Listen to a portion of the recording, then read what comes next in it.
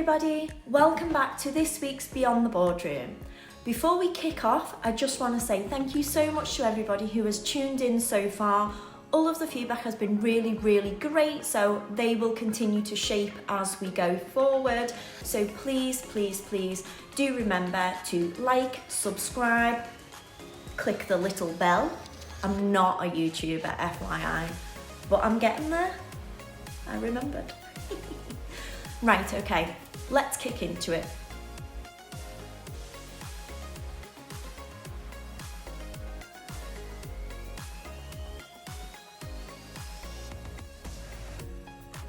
There's a particular pressure that shows up at the end of every year. Everyone's rushing to finish, everybody's got something to prove, to tidy things up with a nice little bow. But I'm not going to ask myself, what can I squeeze in before December ends? Your girl's busy. What I'm going to be doing is I'm going to be asking a better question. What am I no longer willing to carry forward into next year? Because real growth doesn't come from adding even more to your plate. It comes from doing fewer things that make more of an impact, from knowing what to release. So today, I want to share what I'm intentionally leaving in this year, not as a checklist, but more as a standard. Number 1, over-explaining yourself. At a certain point in leadership, over-explaining just becomes unnecessary and often counterproductive. When you over-context, over-justify, over-narrate, you're just diluting the very authority that you've earned. Here's the shift that's changing everything for me. Clarity is confidence. Brevity is authority.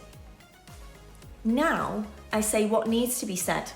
I'm going to give direction. I'm going to let the silence do its work, because leaders don't persuade by volume.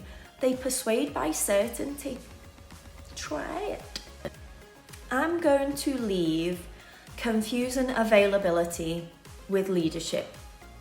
There's a quiet myth in leadership that being constantly available just makes you really valuable. We've all fallen foul of it, me included. But it doesn't. It makes you reactive, and reactivity is not leadership. Real leadership requires space to think, to decide, to see beyond the immediate moment. So I'm redefining availability. There are moments when I'm going to be fully present and accessible, and there's going to be moments when I'm deliberately unavailable because I'm leading. Boundaries aren't barriers. They are structures that protect your effectiveness. Just remember that. Seeking permission to trust myself. One of the most subtle shifts that I have found is knowing when collaboration becomes self-doubt.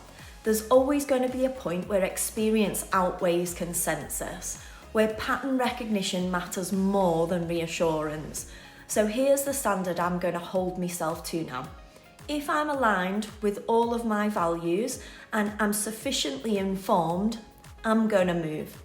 Decisiveness isn't arrogance. That's okay. It's a responsibility, and confidence is built by backing yourself, not by waiting to be validated. Some of my loved ones will know about that one. So, as this year comes to a close, I want to invite all of you to reflect. Not on what you want to achieve next, because we can do that next, but on what you've already done and what you're ready to release. Whether that's a habit, a belief, a way of leading that no longer fits the person you've become. Because the next level of leadership doesn't ask you to do more. It asks you to choose better. Thank you so much for tuning in today, and I'll see you next time. For those of you who stuck around, thank you. I love you. For those of you who want to see more videos like this, please tune in, because there will be more into the new year. This is my second to last video of this year, so there will be one coming next week. Next year is the week after that one. Get your head around that one. So yes, there will be one coming next week, but the one next week will be all about setting our goals for 2026. Enjoy, and I will see you next time on Beyond the Boardroom.